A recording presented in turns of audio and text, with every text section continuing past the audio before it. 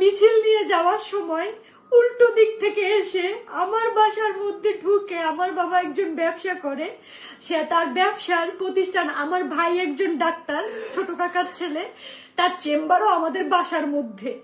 এই চেম্বারের মধ্যে ঢুকে আমাদের পুরো ভাইরা চুইরা কিচ্ছু রাখে নাই, আমার কাকাকে খুঁজতেছিল, আমার ভাইকে খুঁজতেছিল, মানে এরা কোথায়।